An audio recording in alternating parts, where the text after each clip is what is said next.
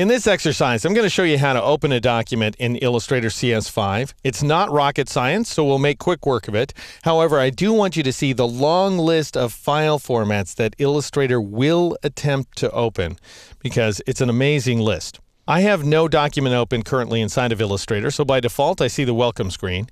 And you can see over here on the left-hand side that I have a list of recently opened documents. And that's just because that's the most likely thing that you're going to do. You're probably going to open an existing document inside of Illustrator, and most likely it's going to be something that you opened not too long ago. So let's say that I want to open this guy right there, 4-page floral 6in.ai. The idea is that it's a document that contains 4 artboards, each of which measures 6 by 6 inches. And this document, by the way, is found inside the O3 Open folder inside the Exercise Files folder. So I'll go ahead and click on it to open it on up. And lo and behold, we see the contents of the document here inside of Illustrator. Now, something else to bear in mind is that you will see the document at the zoom ratio at which you last saved it. And that's a great thing because it means you'll take up where you left off last time you were editing this illustration. Another way to open a document in Illustrator is to go up to the File menu and choose Open Recent Files, and that will show you that same list of documents that we saw a moment ago inside the welcome screen. You also have the option to browse your illustrations in the Adobe Bridge, which is a separate application that ships along with Illustrator. We're going to be spending a lot of time inside the Bridge in subsequent exercises. And the final way to open a document is to choose the Open command, or press Control-O, Command-O on the Mac. That brings up this very standard open dialog box. You can click on a file in order to open it. There's 4-page floral 6in.ai, that very same file that I have open in the background here inside the O3 Open folder, which is located inside the Exercise Files folder, presumably on your desktop if you're working along with me. So I could go ahead and select this file and click the Open button, or I could just double-click the file in order to open it inside of Illustrator. But here's what I really want you to see. Notice this Files of Type option right there.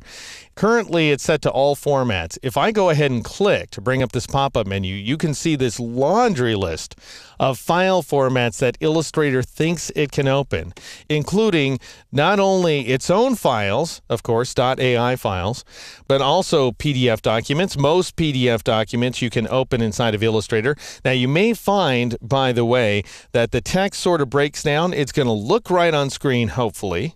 Knock on wood, but the various paragraphs or lines of type or even individual letters will be separate text blocks, which makes editing quite difficult. But still, you'll be able to get in there and manipulate the document to some extent. You also have the option of editing Illustrator EPS documents, so encapsulated PostScript, very common.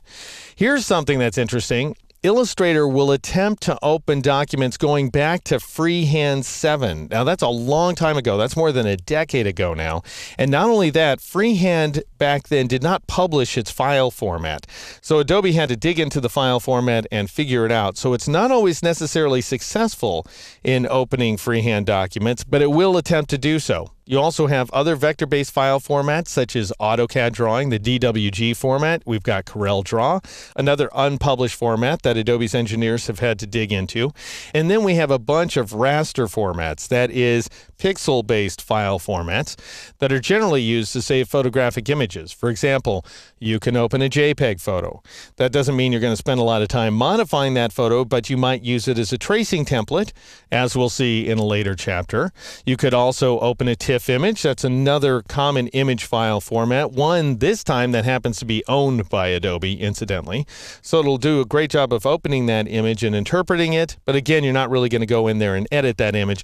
You're better off editing your TIFF and JPEG images inside, say, Photoshop. Now, finally, we've got the PSD format, the native Photoshop format, which contains layers, it contains vectors, it contains text layers, and so on. And in that case, when you're opening a PSD document, you'll have the option of opening the file as a flat file, or you can open the various layers and try to interpret those layers so that you might have a chance of actually editing the text that was created inside of Photoshop or editing the original vector objects. So that may be an option to you as well. And we'll take a more detailed look at working between Illustrator and Photoshop in a much later chapter of this series. All right, now you have an idea of how you open a document inside of Illustrator. In the next exercise, we're going to modify this document so that we can better preview its contents inside the Adobe Bridge.